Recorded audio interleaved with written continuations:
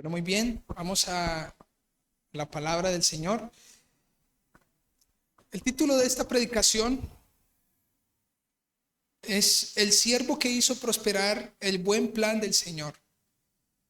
El siervo que hizo prosperar el buen plan del Señor. Cuando leemos el texto o escuchamos este título, pues inmediatamente pensamos en que antes de que apareciera el siervo en escena, pues había un plan.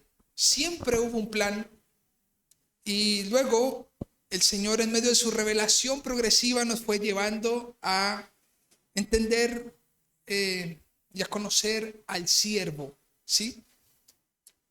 Así que de entrada vamos a hacer una breve introducción.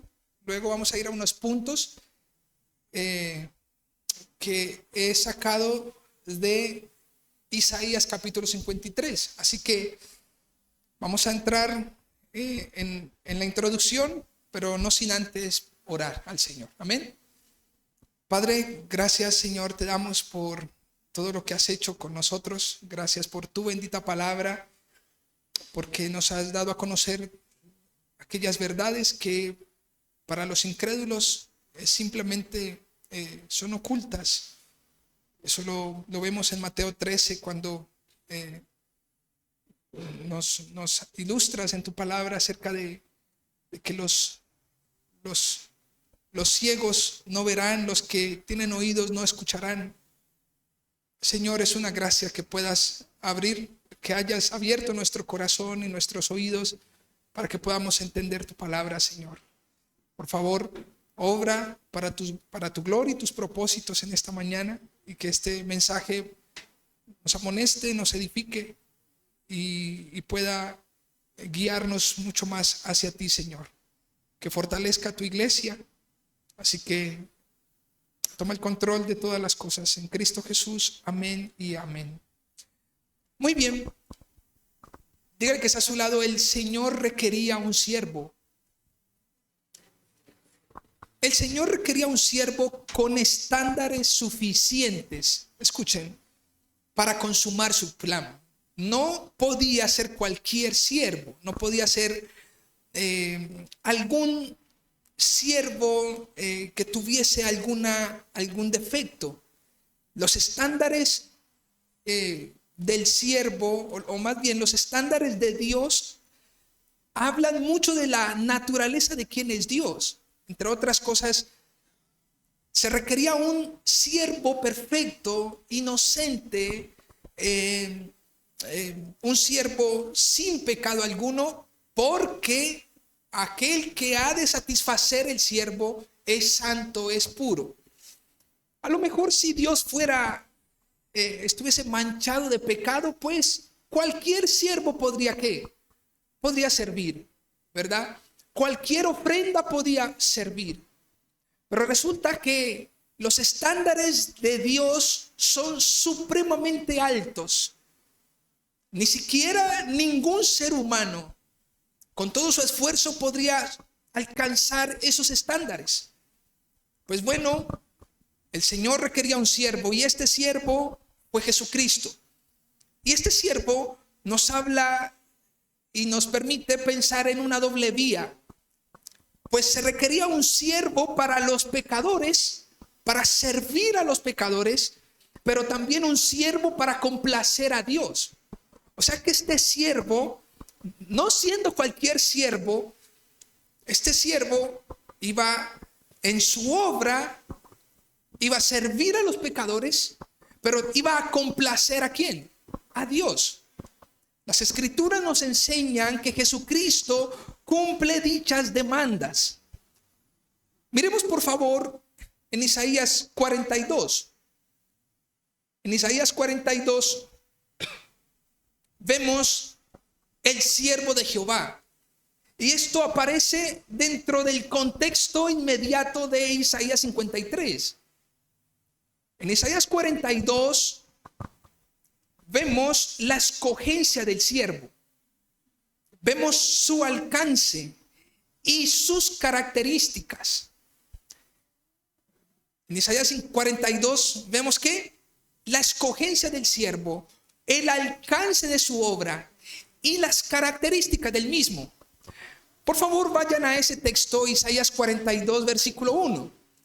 Dice, he aquí mi siervo, yo le sostendré. Ojo con esto, está hablando de Cristo, se está profetizando a Jesucristo. He aquí mi siervo, yo le sostendré. Y esto es una afirmación del Señor. No hay manera de que Cristo hubiese quedado solo mientras ejerció su ministerio, sino hasta la cruz. Él estaba dispuesto a sostenerlo. Mi escogido, en quien mi alma tiene contentamiento. Está hablando el Señor acerca de su siervo. Dice, he puesto sobre él mi espíritu. Él traerá justicia a las naciones. No gritará, ni alzará su voz, ni la hará oír en las calles, como pensando en que no sería revoltoso.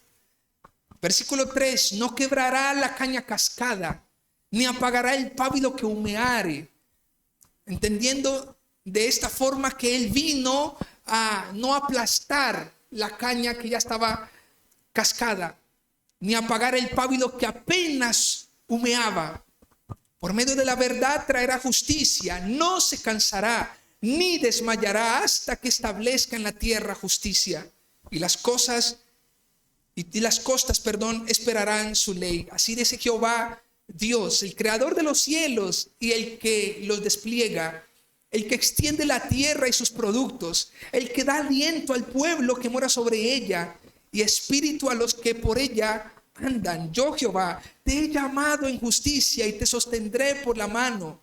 Te guardaré y te pondré por pacto al pueblo, por luz de las naciones, para que abra los ojos de los ciegos, para que saques de la cárcel a los presos y de casas de prisión a los que moran en tinieblas. Yo, Jehová, este es mi nombre, y a otro no daré mi gloria, ni mi alabanza a esculturas. He aquí se cumplieron las cosas primeras, y yo anuncio cosas nuevas.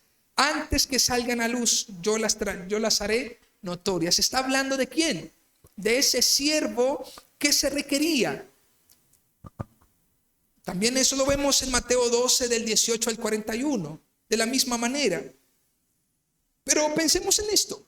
¿Qué objetivo tendría un plan si no hay claridad en el alcance que se quiere? ¿Para qué diseñar un plan si no hay claridad en lo que se quiere? Esto nos da a entender de que cuando el Señor hizo el plan, cuando Él puso en ejecución el plan, Él ya tenía un objetivo y Él ya sabía el alcance que iba a venir cuando se ejecutara su plan. De hecho, en los textos que vamos a leer a continuación nos vamos a dar cuenta que en Isaías 53, 10 lo dice, que muchos serán los descendientes luego de que Cristo fuera despreciado y desechado. El plan de Dios nunca estuvo en el aire, escuchen, nunca vaciló en su consumación, siempre fue llevado adelante hasta el tiempo de reformar todas las cosas. Esto aparece en Hebreos 9, del 10 al 11. En Colosenses 1, 19, estoy dando textos para introducirlos al mensaje. Dicen en Colosenses 1, 19, por cuanto agradó al Padre que en él habitara toda la plenitud de la deidad. La pregunta es, ¿en quién? Pues en su siervo, en Jesucristo. En el plan de Dios ciertamente hay mucha gracia. Pues llama la atención, escuchen, que la ejecución del plan no fue por medio de un dictador, un poderoso gobernante, un jactancioso y orgulloso líder. Entre otras cosas, cuando vemos las escrituras, vemos que en su plan Dios siempre lo ejecutó, lo llevó a cabo con un siervo, y este es Jesucristo. Y Jesucristo estuvo lejos de ser un poderoso gobernante aquí en la tierra. Estuvo lejos de ser un orgulloso líder y jactancioso. estuvo lejos de ser un dictador. Y esto nos habla mucho de la manera y del plan de Dios para el rescate de sus hijos. Él ni siquiera fue o envió a un superhéroe con capacidades superhumanas para evitar vivir como un simple mortal. El siervo del Señor, lo que Jesús tuvo que soportar durante la vida en esta tierra. Y digo esto porque es hermoso, escuchen, pensar que el plan de Dios, nuevamente hago énfasis en esto, fue ejecutado por un siervo, no por uno que vino a aplastar. El siervo estuvo dispuesto a que lo aplastara, no aplastar a ninguno. Y esto es maravilloso, esto habla mucho del amor de Dios, de la manera como Dios desborda en sus misericordias. Pues si pensamos en Jesucristo, en todas sus aflicciones, pensemos en esto. Se cuestionó su linaje. Hasta el día de hoy se cuestiona su linaje. Muchos, he escuchado en las redes sociales, escuché una vez a una persona que decía que Jesucristo es hijo de una prostituta, arremetiendo y blasfemando contra el Hijo. Hasta el día de hoy se cuestiona su linaje. Jesucristo sufrió agotamiento y hambre. Esto lo dice Tim Chester. Fue incomprendido por su familia y amigos. Fue despreciado y rechazado. Incluso se le acusó de estar aliado con el diablo. Fue traicionado por un amigo, abandonado por sus seguidores, juzgado en un tribunal injusto, torturado por el gobierno y finalmente ejecutado como un criminal. No hay algo que haya sucedido sobre la faz de la tierra más impresionante que esto. Y justamente lo impresionante es que todo esto fue señalado a un hombre inocente, a un siervo inocente.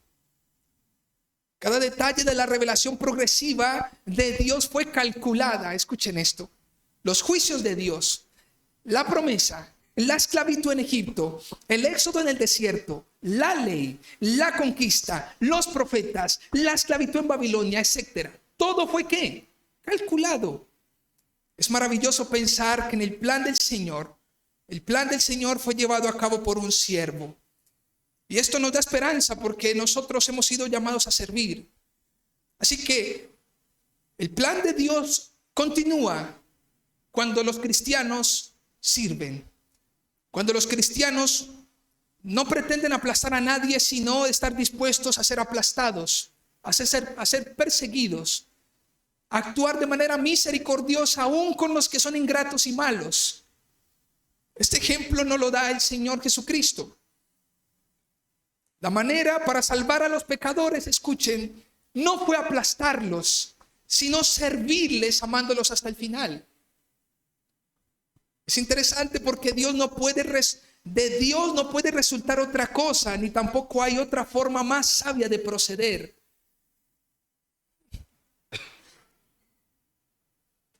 La aparición del siervo sufriente, escuchen, humilla más y más al pecador. Porque teniendo todos los méritos para ser aplastado el pecador, su creador decidió amarlos, tener de ellos misericordia y rescatarlos. Dios siempre supo que con su poder podría aniquilar la raza humana. Ciertamente es justo que lo hiciera, pero su poder no fue usado para nuestra destrucción, sino para nuestra salvación. Y a lo mejor usted dirá, pero ¿eso qué tiene que ver conmigo? ¿Saben? El mundo entero está hoy, simplemente hacen procesiones y hacen memoria del sacrificio de Jesucristo, de la semana de la pasión de Cristo. Pero preguntémonos cuántos que hacen procesiones, cuántos incluso que vienen a las iglesias, cuántos que se sientan en las bancas de las iglesias han entendido el bendito evangelio y que un siervo, el siervo de Dios, vino en lugar de los pecadores. Creo que conocer todo lo que usted va a conocer hoy sin tener una respuesta de gratitud y de adoración a Él, resulta simplemente en vano. Porque estaríamos como hinchados en la cabeza, pero nuestra aplicación en la manera de vivir, pues no resulta en nada. No tomamos decisiones, no hay implicaciones en nuestra vida. Familia, Dios siempre supo que con su poder podría aniquilarlo a usted y a mí. Si yo le pregunto cuántas veces usted ha pecado, de manera consciente, de manera involuntaria, usted y yo tendríamos una respuesta. Todo el tiempo lo hacemos. Mentimos, hacemos las cosas, es más, sabiendo hacer las cosas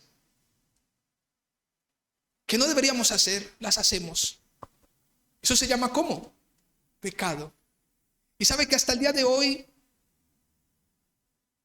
todavía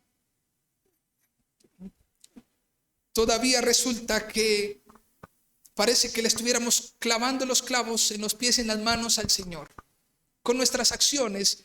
Y digo esto porque hay algunos que dicen, no, pues si yo estuviera en ese momento de la historia, pues, ay no, yo la verdad, yo creo que yo no lo habría crucificado. Miren, no chicaneemos, porque si nosotros estuviésemos en esa historia o en ese tiempo, a lo mejor no habríamos hecho algo diferente a lo que todos hicieron, a lo que sus discípulos hicieron. Nosotros aún continuamos crucificando a Cristo cuando nosotros pecamos adrede. Con su poder, Él sostuvo a su siervo, familia, y le condujo a la cruz, lo levantó de entre los muertos para que nuestra esperanza no fuera en vano. Hay un teólogo puritano, David Clarkson, dijo, Él está afectado por nuestras enfermedades, las siente, se conmueve al sentirlas, tiene un sentido de ellas que toca su alma y deja en ella una impresión, como alguien que no solo ha sufrido lo que otros sienten, sino que sufre con ellos en lo que ellos también sienten. Ayer estaba en clases y me da mucho gusto enseñar esto, porque desde los púlpitos hoy en día pareciera como si Cristo no estuviese siendo suficiente. Entonces la misma iglesia empiezan a hacer rituales y fiestas. De hecho, ayer alguien se me arrimó y me dijo, incluso aquella persona que le estoy contando, incluso llegó a circuncidarse. Pareciera como si no nos fuera suficiente la obra de Cristo. Pero yo creo que más bien es porque no lo hemos conocido. Porque cuando conocemos a Jesucristo, sus implicaciones, entonces nos damos cuenta que nosotros debemos vivir vidas piadosas y en santidad. Quiero simplemente hablar un poco del contexto rápidamente. Entender que el siervo del Señor es escogido. El profeta Isaías, como dice en Isaías 42, el profeta Isaías nos anima a tres cosas, a pensar en tres cosas: la encomienda, escuchen, la obediencia y el sufrimiento de su siervo. La encomienda, la obediencia y el sufrimiento de su siervo. Si usted nota, en el plan del Señor siempre fue, este es mi siervo, lo sostendré, pero luego ese siervo fue encomendado. Eso es lo número uno. ¿Dónde aparece eso? En Isaías 49. En Isaías 49 vemos cómo ese siervo ahora es encomendado a una misión.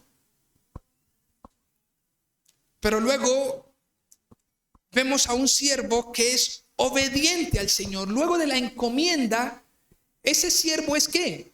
Es obediente a lo que se le fue encomendado. Eso aparece en Isaías 50 del 4 al 9. Isaías 50 del 4 al 9. Versículo 4 dice en la Nueva Traducción Viviente: el Señor soberano me ha dado sus palabras de sabiduría para que yo sepa consolar a los fatigados. Mañana tras mañana me despierta y me abre el entendimiento a su voluntad. ¿Quién está o quién experimentó esto? Jesucristo, el siervo que estuvo dispuesto a obedecer lo que cada mañana, cuando despertaba, estaba dispuesto a hacer su voluntad, lo que se le revelaba. Nuevamente lo menciono: el Señor soberano, en la Nueva Traducción Viviente lo dice, me ha dado sus palabras de sabiduría. ¿Quién está diciendo esto? ¿Quién experimentó esto? Escuchando todo el tiempo en oración a su Padre, escuchando palabras de sabiduría. Y dice: para que yo sepa consolar a los fatigados. Mañana tras mañana me despierta y me abre el entendimiento a su voluntad. Versículo 5: el Señor soberano me habló y yo lo escuché. No me he revelado ni me he alejado. Les ofrecí la espalda a quienes me golpeaban y las mejillas a quienes me tiraban de la barba. No escondí el rostro de las burlas o de los escupitazos. Este es el siervo obediente del Señor. Primero fue escogido, Isaías 42. Luego fue encomendado, Isaías 49, del 1 al 7. Luego fue obediente, Isaías 50, del 4 al 9. Y luego tenemos al siervo sufriente. Y ese es lo tercero, el siervo sufriente del Señor. Eso lo vemos en Isaías 52, del 13 al 15. Miren, mi siervo prosperará, será muy exaltado. Pero muchos quedaron asombrados cuando lo vieron. Estoy leyendo la Nueva Traducción Viviente. Tenía el rostro tan desfigurado que apenas parecía un ser humano. Y por su aspecto no se veía como un hombre. Aquí está hablando de la ejecución del plan, de ese siervo en escena. Quisiera que tuviéramos esto en cuenta. Dios nunca improvisó en su plan. Su siervo fue escogido, su siervo fue encomendado, su siervo fue obediente y su siervo estuvo dispuesto a ejecutar el plan. El siervo sufriente del Señor. Pero quisiera que fuéramos ahora a Isaías 53. Cuando voy a leer este texto, veo tantos elementos en este capítulo, que simplemente ruego a Dios que, por breve que sea, las palabras, que me haga útil para que usted y yo podamos ser impactados con todo lo que contiene este capítulo. ¿Saben? Alguna vez un hombre llamado Felipe iba dejando atrás un ministerio hermosísimo en Samaria. Eso aparece en Hechos, en el libro de Hechos, capítulo 7, si mal no recuerdo, perdónenme. Y se encuentra con un hombre, Hechos 8, del 26 en adelante. Así que el etíope, venía un hombre en un carruaje, era un etíope eunuco. Y este hombre estaba leyendo Isaías 53. En el versículo 28 dice: volvía sentado en su carro y leyendo al profeta Isaías. Y el Espíritu dijo a Felipe: acércate y júntate a ese carro. Le oyó que leía el profeta Isaías y dijo: pero ¿entiendes lo que lees? Él dijo: ¿cómo podré si alguno no me enseñare? Y rogó a Felipe que subiese y se sentara con él.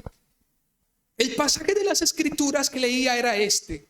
Versículo 32. Como oveja a la muerte fue llevado, y como cordero mudo delante del que lo trasquila, así no abrió su boca. En su humillación no se le hizo justicia, mas su generación, ¿quién la contará? Porque fue quitada de la tierra su vida.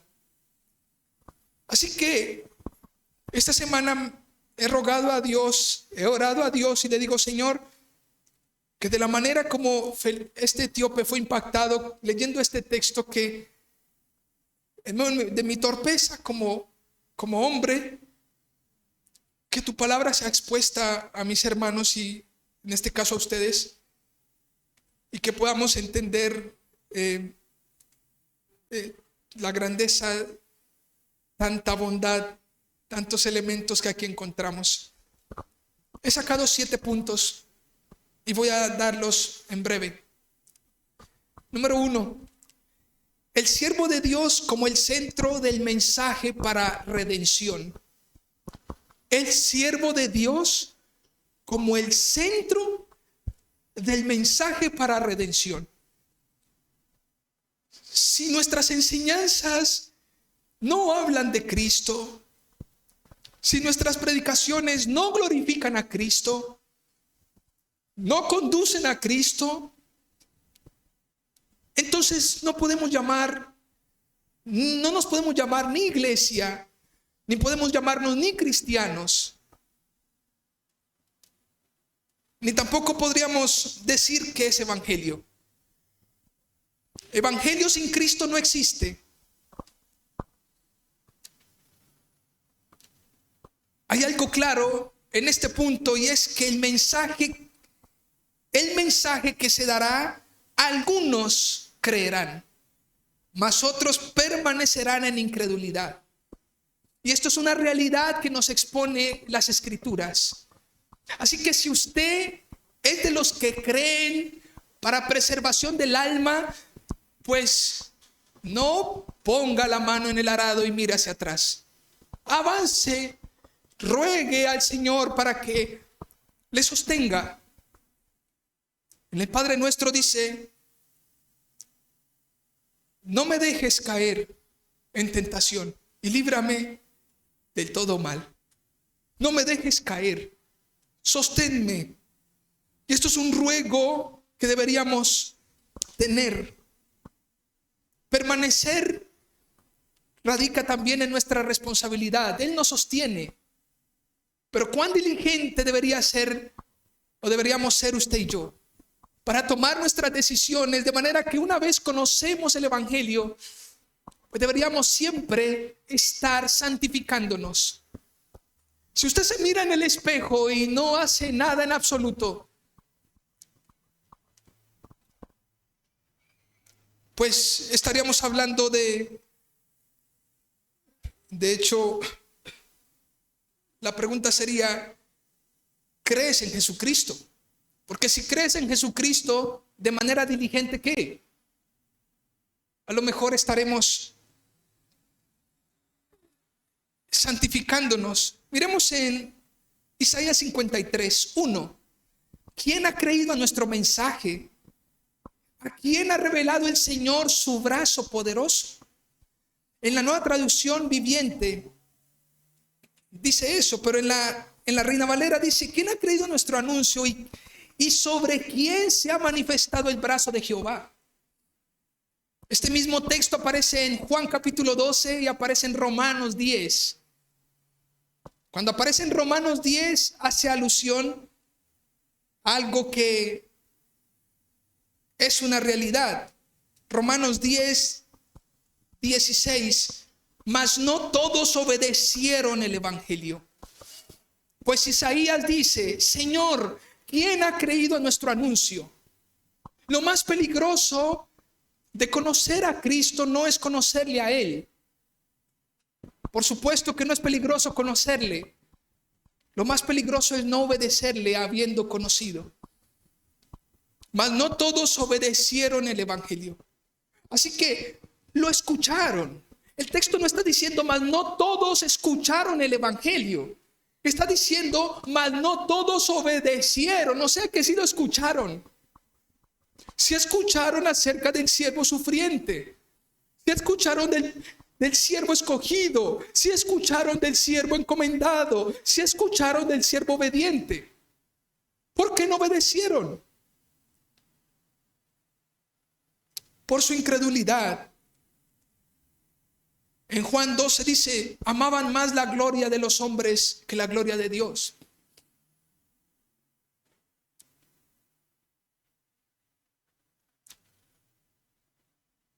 Creo que pensar en esto, el siervo de Dios como el centro del mensaje para redención es importante. En Isaías empieza de esta manera. De hecho, es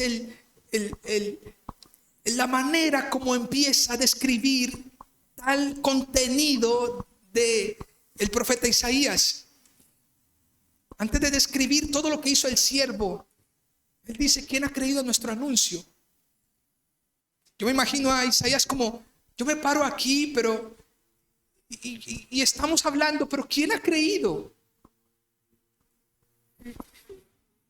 Y esa palabra creer pues no implica tan solo como no, pues confesar con su boca. Esta palabra implica, por supuesto, una actitud de reverencia y de arrepentimiento. Lo número 2 es el siervo de Dios como un tierno brote verde, como raíz en tierra seca. Me gusta esto. El siervo de Dios como un tierno brote verde, como raíz en tierra seca. En el versículo 2 de Isaías 53 dice: mi siervo creció en la presencia del Señor como un tierno brote verde, como raíz en tierra seca.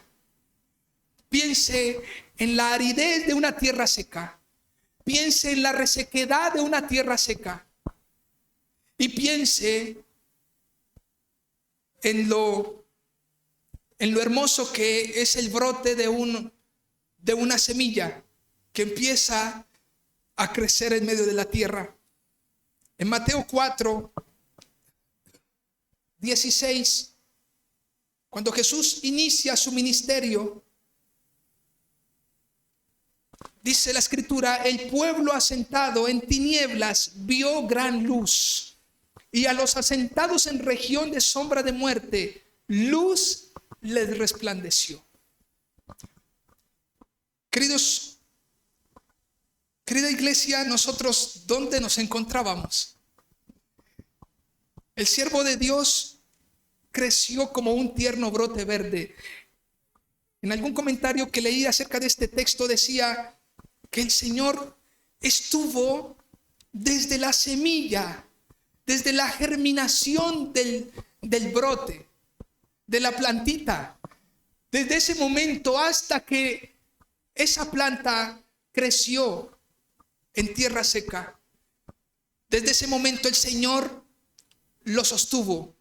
Y piense, por favor, en qué bueno podría salir de una tierra seca. ¿Qué nutrientes podrían salir de una tierra seca?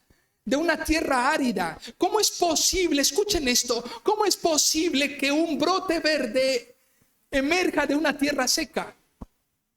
Si la tierra seca es simplemente inerte. Pues esto fue una gracia del Señor y estamos ratificando lo que dice Isaías 42. Él sostuvo a su siervo. Fue Él el que lo plantó, fue Él el que lo hizo brotar y fue Él el que lo hizo simplemente reverdecer, fructificarse. Es hermoso. Aquel tierno brote verde, luego de haber crecido en la presencia del Señor, como dice en el versículo 2, mi siervo creció en la presencia del Señor como un tierno brote verde. Es interesante porque luego de que creció como un brote verde, la semilla tuvo que volver ¿a qué? A caer. Porque si la semilla no cae y no muere, entonces no lleva ¿qué? No lleva fruto.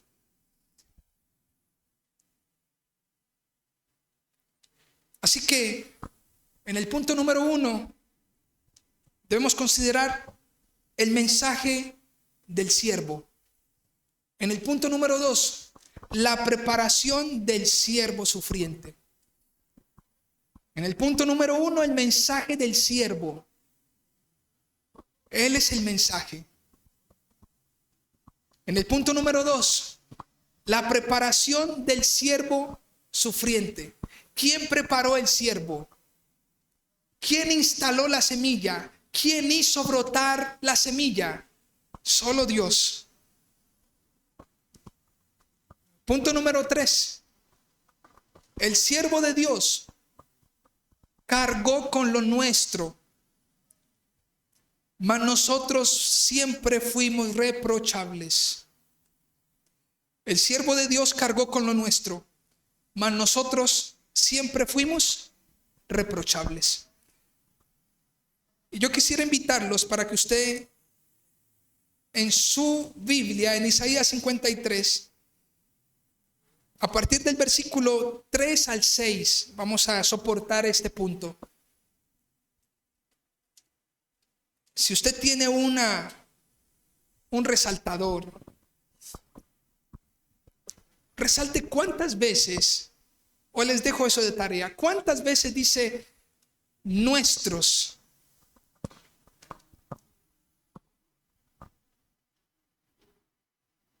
En el versículo 3, en el versículo 4, fueron nuestras debilidades. Él llevó nuestras enfermedades, nuestros dolores. Mire, familia, es interesante que usted pueda hacer ese análisis de este texto. Este texto nos habla, estos 3 versículos nos hablan de la culpabilidad del hombre llevada por el siervo. La culpabilidad del hombre llevada ¿por quién? Por el siervo.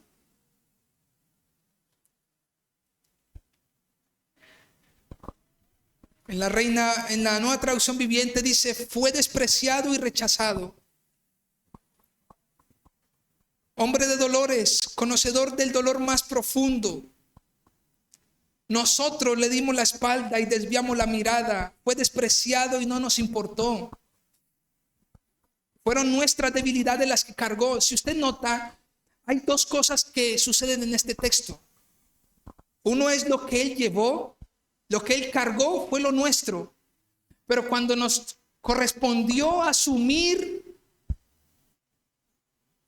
la responsabilidad, le tuvimos por azotado, le tuvimos por desechado, no lo estimamos. Nosotros le tuvimos por herido de Dios y abatido. Entre otras cosas, escuchen, mientras el siervo de Dios estaba cargando nuestras culpas, nuestro pecado, la actitud nuestra frente a él no fue ¿qué? No fue la correcta. Mientras él continúa siendo paciente hoy, mientras él continúa siendo misericordioso hoy, la pregunta es, ¿cómo es nuestra actitud frente a él? ¿Cómo está nuestro compromiso con él? La actitud cuando conocemos su palabra, ¿cómo es? ¿Somos conscientes de cómo debemos vivir? Se nos dice, se nos enseña. ¿Cómo respondemos a esto? ¿Cuáles son nuestras actitudes? Es interesante, porque dice que fue despreciado y rechazado. Se cumple lo que dice Hechos 2, 22 al 24. Varones israelitas, Jesucristo, varón aprobado por Dios, que estuvo entre ustedes haciendo maravillas y prodigios. Ustedes le crucificaron, le desecharon, le tuvieron por azotado. Nótese por favor la actitud nuestra hacia él. Cuando Dios decidió enviar al siervo para que favoreciera a la humanidad no le correspondió de manera correcta. La pregunta es ¿por qué? Primero, debía ser así. Debía ser así para nuestra salvación. Pero lo otro que podríamos pensar es que del hombre no podríamos esperar mucho. Dios sabía que cuando él pusiera el siervo en la tierra, Dios sabía que su siervo iba a ser ¿qué? Azotado, desechado, porque la naturaleza del hombre así le hace proceder. Piense por favor usted y yo por qué creemos y amamos a Jesucristo. Por nuestra humilde naturaleza. Porque nuestro pecado nos hace amar a Jesús.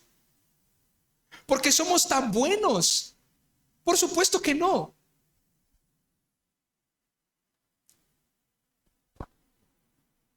Cuidado, familia, con esconder de él el rostro. Dice el texto, nosotros le dimos la espalda y desviamos la mirada. Querido cristiano, ¿hacia dónde está tu mirada? ¿Y hacia dónde está dirigida tu espalda? ¿Saben? Alguna vez el pueblo estaba en Babilonia. Estaban comiendo miércoles en Babilonia. Estaban comiendo estiércol en Babilonia.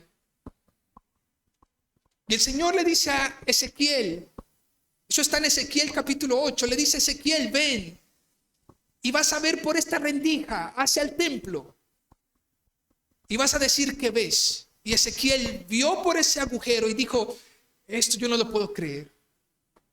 Todos los religiosos están desviando su atención, están dando la espalda al Señor. Así que Ezequiel se aterra y dice: ¿pero qué es esto? El Señor le dice: no has visto nada, camina y yo te muestro por otra rendija lo que está pasando en el templo. Los religiosos, los que deberían adorar al Señor, ahora se han vuelto la espalda. Cuando Ezequiel vio por esa rendija, vio a unas mujeres endechando al dios Tamuz. Había idolatría, había sacrilegio dentro del templo. ¿Cómo estamos los cristianos? ¿Hemos vuelto nuestra mirada del Señor? ¿Le hemos dado la espalda? ¿Escondimos de Él el rostro? El que esconde el rostro del Señor es porque tiene vergüenza. Es porque se avergüenza. ¿Por qué Pedro escondió de Él su rostro? ¿Por qué cuando lo negó escondió de Él su rostro? Porque había pecado. Porque había confiado más en sus fuerzas. Pero una vez más vemos tanta gracia del Señor. El texto dice: no lo estimamos. En la otra versión dice: fue despreciado y no nos importó. ¿Cuánto nos importa vituperar el nombre de Cristo? ¿Cuánto nos importa pisotear la sangre de Cristo? ¿Cuánto nos importa esto? ¿Nos importa no tener dinero? ¿Qué nos importa? ¿Nos importa que no nos falte nada en la casa? ¿Qué nos importa realmente? En el versículo 4 dice: fueron nuestras debilidades. ¿Acaso no nos damos cuenta de esto? Él llevó nuestras debilidades. Tanta nobleza del Señor. En la otra versión dice: llevó nuestras enfermedades. Sufrió nuestros dolores. Esto expone mucho a Dios. Alguien dijo en esta semana que escuché, alguien dijo: cuando entiendas al Señor, Él dejará de ser Dios. Saben, difiero con esta expresión, porque Dios quiere que le conozcamos, porque Él quiere que lo entendamos, porque Él es un Dios cercano y quiere que consideremos todo lo que Él ha hecho por nosotros. Fueron nuestras debilidades las que Él cargó. ¿Cuántos débiles estamos aquí? ¿Cuántas debilidades llevamos adelante? ¿Cuántos dolores? Pues Él los llevó en la cruz. Así que Él nos puede consolar. Pensábamos que sus dificultades eran un castigo de Dios, un castigo por sus propios pecados. Dice en la Nueva Traducción Viviente: nosotros le tuvimos por azotado. ¿A quién le importa? Ayer leí un mensaje de Facebook. Decía como alusivo a: en esta semana saldremos y nos compadeceremos del Señor. Y como que recuerdo el texto en Lucas cuando hace 8 días leíamos: hey mujeres, ¿por qué lloran por mí? ¿Por qué no lloran por sus hijos y por ustedes? El Señor hoy está sentado a la diestra del Padre. Y es bueno entender que el castigo de Dios, que la ira de Dios desatada a Él, eso debería recaer en nosotros. ¿Cuánto quisiera que entendiéramos esto? Y a lo mejor es como cuando el padre le llama al hijo y le dice: hijo, ¿entiendes lo que estoy diciendo? Y los hijos dicen como que: sí, papá, sí. Pero pasan 5 minutos y continúan haciendo lo mismo. ¿Qué entendemos entonces del Evangelio?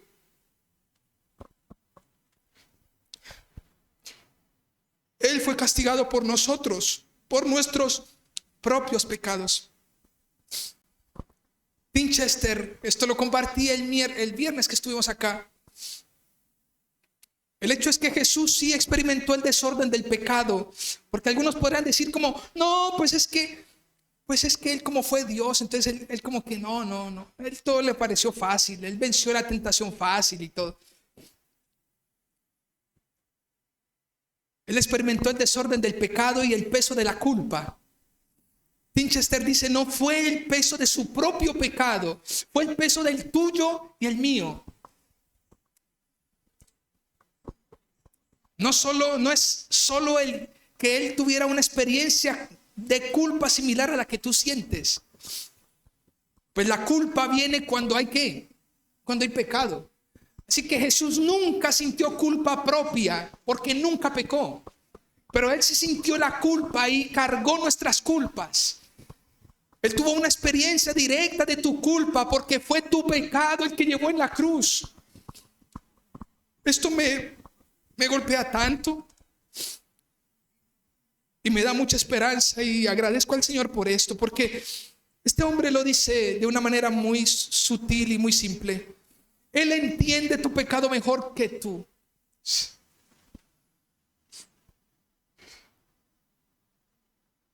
A veces no nos damos cuenta las implicaciones de nuestro pecado y por eso no nos arrepentimos de él.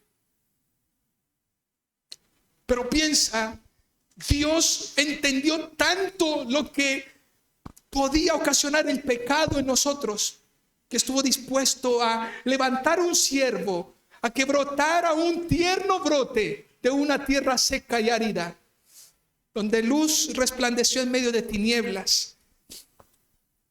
Estuvimos hablando de esto el viernes porque me gusta, porque dice como una breve ilustración: mi amigo Marcus es el hombre más fuerte que conozco. Una vez moví un piano con él, dice. Éramos 3 en un extremo y Marcus solo en el otro. Imagínate un enorme peso de hierro con gran esfuerzo. Yo podría levantar una esquina antes de que se me escapara de las manos. Yo me imagino esos pianos de cola como queriendo levantar un extremo. Pero Marcus, simplemente por su fortaleza, podía rodearlo con sus brazos y levantarlo del suelo. ¿Quién ha experimentado todo su peso? ¿Quién ha experimentado el peso del pecado? De su propio pecado. Estoy seguro que ninguno de nosotros ni sabe ni conoce como Dios conoce las implicaciones de nuestro pecado. Por eso no lo consideramos como horrible, como horripilante. Pensemos en el contraste. Mientras nosotros muchas veces nos aferramos al pecado, el Señor envió a su Hijo para rescatarnos de él. El peso de mi pecado, a veces siento su peso. Levanto una esquina del suelo, por así decirlo. Y a veces sentimos el peso de nuestro pecado cuando con nuestras palabras la embarramos. Cuando nuestras actitudes la embarran. Cuando pecamos con nuestros hijos sentimos: wow, pero qué tan pecador soy. Pero solo Jesús lo ha rodeado con sus brazos y ha soportado todo su peso. Él fue molido por nuestros pecados. Él siente el peso del pecado nuestro. Me da mucho me goza pensar de que Él entiende mejor lo que pasa en mi vida que yo. ¿Por qué será que el salmista dice, enséñame tu ley para no pecar contra ti? Porque Él sabe más de lo que me sucede que yo mismo.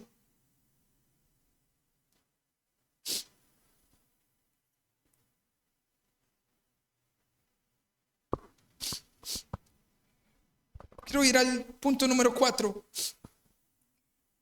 El siervo de Dios como ejemplo de piedad, sujeción y obediencia a su Señor.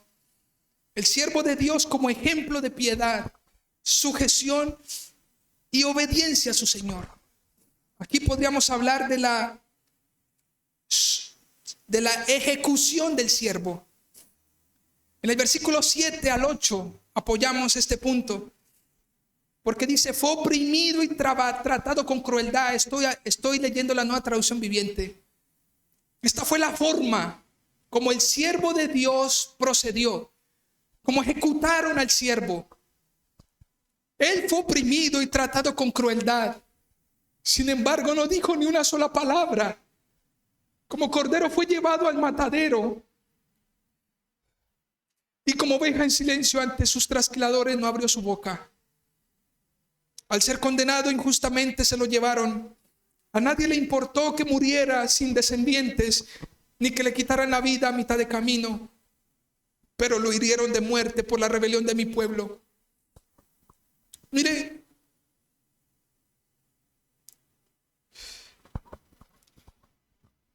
a veces pensamos que esto es simplemente un mensaje. Nos cuesta tanto entender de que esto fue y de que cada palabra, cada letra, cada línea tiene que ver con nosotros. Habrán unos que simplemente olvidarán un mensaje como este. Habrán otros simplemente que duermen. Habrán otros simplemente que les entra por un oído y les sale por el otro. Pero querido hermano, esto tiene que ver con usted. La ejecución del siervo fue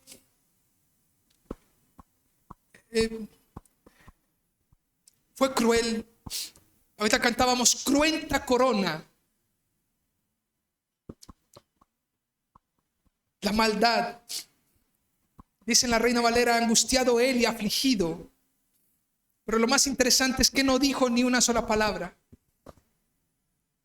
Así que ese siervo que Dios puso, ese brote que emergió de una tierra seca, ese siervo es ejemplar, es el modelo, nos enseña acerca de la sujeción, de la obediencia. Nos enseña que no tiene que haber un campo reverdecido. Si Dios nos sostiene, si Dios va delante de nosotros, si somos los siervos del Señor, Dios prosperará su plan con nosotros, aun cuando todo el escenario esté en contra. Escuchen, no había de ninguna manera que el escenario donde estuvo Jesucristo le ayudara. Paul Washer dice, en lo único que los pecadores pudieron contribuir en la fórmula o en el rescate de la salvación fue que ellos pusieron el pecado. Nosotros en lo único bueno, en lo único que pudimos contribuir es que nosotros somos el objeto del rescate.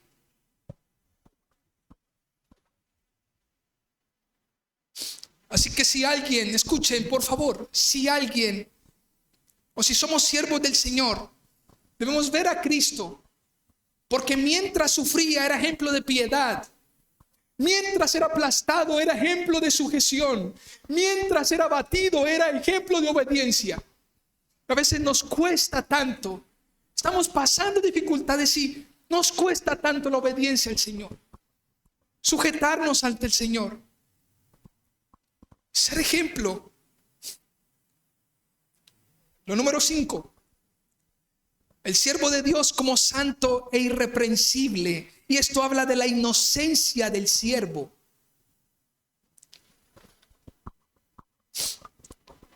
Así que Número 1, podemos decir el mensaje del siervo. Número 2, la preparación del siervo sufriente. Número 3, la culpabilidad del hombre llevada por el siervo. Número 4, la ejecución de ¿quién? Del siervo. Número 5, la inocencia del siervo. Y esto lo describe el versículo 9. Él no había hecho nada malo y jamás había engañado a nadie, pero fue enterrado como un criminal. Fue puesto en la tumba de un hombre rico. El Señor Jesucristo fue inocente y murió siendo inocente, y por eso fue el siervo que se requería para satisfacer los estándares de un Dios perfecto. Número 6, y voy terminando.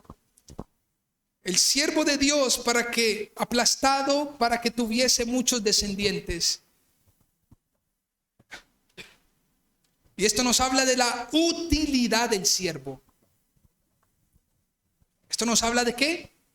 De la utilidad. El siervo de Jehová fue útil. Es suficiente. Pablo dice en la carta a los Colosenses: en Cristo estamos completos. No nos falta nada. En el versículo 10 dice: formaba parte del plan, del buen plan del Señor. Aplastarlo y causarle dolor. Sin embargo, cuando su vida sea entregada en ofrenda por el pecado, tendrá ¿qué? Muchos descendientes. Y aquí es donde yo agradezco al Señor, porque entre esos descendientes estaban los gentiles. Estábamos nosotros. Fue útil el siervo para darnos esperanza. Ahora nosotros podemos gozarnos, tener libertad. Las cadenas están rotas, nuestros ojos se han abierto, nuestros oídos han escuchado. Ahora tenemos vida eterna, nuestros pecados son perdonados, tenemos paz para con Dios, tenemos un mediador entre Dios y los hombres. Tenemos una fuente que fluye y que corre y que es un manantial que satisface, que sacia, que consuela. Y número 7, el siervo de Dios como un soldado victorioso. Y esto habla de la exaltación del siervo. En la Nueva Traducción Viviente dice el versículo 12: yo le rendiré los honores de un soldado victorioso, porque se expuso a la muerte, fue contado entre los rebeldes, cargó con los pecados de muchos e intercedió por los transgresores. Familia, ¿cómo respondemos a esto? Es una buena pregunta. ¿Cómo responder ante tanta gracia? Muy bien.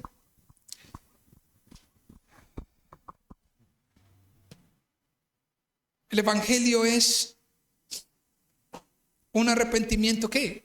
Constante. ¿Cómo respondemos ante esto? Con arrepentimiento constante. Quisiera simplemente cerrar leyendo este escrito. Alguna vez al doctor Lockridge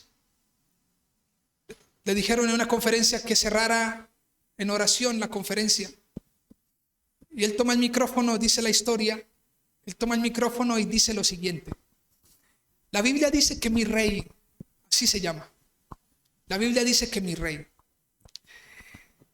Él es el rey de los judíos. Él es el rey de Israel. Él es el rey de justicia. Él es el rey de los siglos. Él es el rey de los cielos. Él es el rey de gloria. Y Él es el rey de reyes y señor de señores. Este es mi rey. Me pregunto, ¿lo conoces? Mi rey es un rey soberano. No hay manera de medir su amor ilimitado. Él es perdurablemente fuerte. Él es totalmente sincero. Él es eternamente firme, es inmortalmente lleno de gracia, es imperialmente poderoso, es imparcialmente misericordioso. Me pregunto, ¿lo conoces? Él es el mayor fenómeno que ha cruzado el horizonte de este mundo. Él es el Hijo de Dios. Él es el Salvador de los pecadores. Él es la pieza central de la civilización. Él es incomparable. Él no tiene precedente. Él es la idea más elevada de la literatura. Él es la más alta personalidad en la filosofía. Él es la doctrina fundamental de la verdadera teología. Él es el único calificado para ser el Salvador todo suficiente. Dígale que está a su lado. Me pregunto, ¿lo conoces? Él suple de fortaleza a los débiles. Está disponible para los tentados y los afligidos. Él se compadece y salva. Él fortalece y sostiene. Él guarda y guía. Él sana a los enfermos. Él limpia a los leprosos. Él perdona a los pecadores. Él absuelve a los deudores. Él liberta a los cautivos. Él defiende a los débiles. Él bendice a los jóvenes. Él sirve a los desafortunados. Él guarda a los ancianos. Él recompensa a los diligentes. Él embellece a los humildes. ¿Lo conoces? Él es la clave del conocimiento. Él es la fuente a la sabiduría. Es la entrada a la libertad. Él es el sendero hacia la paz. Es el camino de justicia. Él es la autopista hacia la santidad. Él es la puerta a la gloria. ¿Lo conoces? Bueno, su vida es incomparable. Su bondad es ilimitada. Su misericordia es eterna. Su amor nunca cambia. Su palabra nos basta. Su gracia es suficiente. Su reino es justo. Su yugo es fácil y ligera su carga. Me gustaría describírtelo, pero Él es indescriptible. Él es incomprensible, es invencible, es irresistible. No puedes sacarlo de tu mente. No te lo puedes quitar de tus manos. No puedes sobrevivir sin Él y no puedes vivir sin Él. Los fariseos no podían soportarlo, pero se dieron cuenta que no podían detenerlo. Pilatos no pudo encontrar ninguna falta en Él. Herodes no pudo matarlo. La muerte no pudo con Él y la tumba no lo pudo retener. Este es mi rey. Este es mi rey. ¿Lo conoces? Póngase sobre sus pies, por favor.